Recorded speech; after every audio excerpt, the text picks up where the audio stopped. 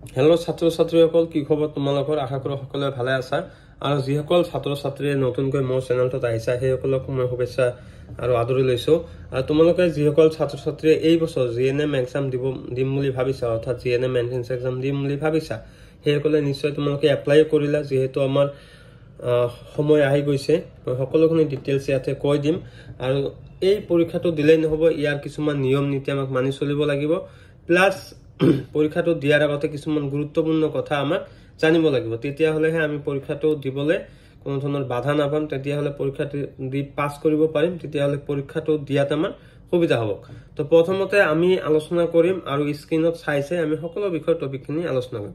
তাৰ আগতে যিসকল ছাত্ৰ ছাত্ৰীয়ে মোৰ ভিডিঅ' আগৰ পৰা চাই আছা সেইসকল ছাত্ৰ ছাত্ৰীক ৰিকুৱেষ্ট কৰিম, এইবাৰ তোমালোকে ভালকৈ পঢ়া। যিবিলাক টপিক মই এইবাৰ দি দিম এইকেইদিন সময়ত যিমানখিনি পাৰোঁ, যিহেতু পাৰ্চনেল প্ৰব্লেমৰ কাৰণে ভিডিঅ' বনাব পৰা নাই, এতিয়াৰ পৰা ৰেগুলাৰ বনাম, তো নিশ্চয় পাছ কৰিব লাগে।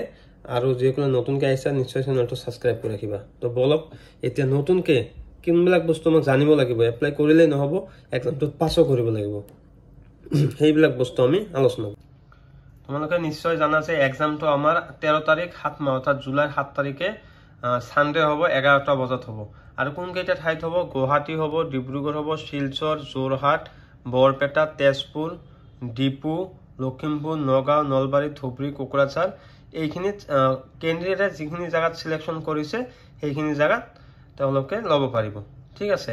তাৰপিছত তোমালোকে আৰু এটা বস্তু চোৱা, 2 নম্বৰত দিছে এটা পেপাৰত তোমালোকৰ 3টা প্ৰশ্ন থাকিব আৰু 100 মাৰ্কৰ হ'ব। English, mathematics, general science. কিন্তু এটা বহুত ভাল খবৰ কি তোমালোকৰ বাবে, এই সকলোখিনি কুৱেশ্যন ছাবজেক্টখিনি ক্লাছ 10ৰ পৰা আহিব। সো তোমালোকে নিশ্চয় হাই সেকেন্ডাৰী পাছ কৰি এক্সামটো দি আছে, 10তো ইজি হ'ব। আমাৰ ইংলিছত মাৰ্ক থাকিব 50, মেথামেটিক্সত 25 আৰু জেনেৰেল সায়েন্সত 25। সো আমাৰ সকলোৰে আগত এই ইংলিছটোৰ ওপৰত ভালকৈ এটা মাথা মাৰিব লাগিব, কাৰণ ইংলিছত আমাৰ 50 মাৰ্ক থাকে। আৰু যেহেতু এইবাৰ চৰকাৰী বেচৰকাৰী যিকোনো প্ৰাইভেট সেক্টৰতে হওক, গভৰ্ণমেণ্ট সেক্টৰতে হওক, তোমালোকে যদি পঢ়িব বিচৰা মিনিমাম তোমালোকক এটা মাৰ্ক লাগিব। 5 মাৰ্ক নহ'লে তোমালোকে প্ৰাইভেট পঢ়িব নোৱাৰা। আৰু এটা ভাল খবৰ কি, there shall be no negative marking. ইয়াত কোনো ধৰণৰ নেগেটিভ মাৰ্ক নাই। তোমালোকৰ প্ৰশ্নসমূহ যদি উত্তৰত ভুল দিয়া তথাপি তোমালোকে কোনো ধৰণৰ ইয়াতে নেগেটিভ মাৰ্ক নোপোৱা তোমালোকে। ঠিক আছে। আৰু এটা ভাল খবৰ কি, তোমালোকৰ কুৱেশ্যনটো বথ ইংলিছ এণ্ড এছামিছত হ'ব। এছামিছতো থাকিব, ইংলিছতো থাকিব, বাট ওমৰ চিটটো ইংলিছ অনলি হ'ব।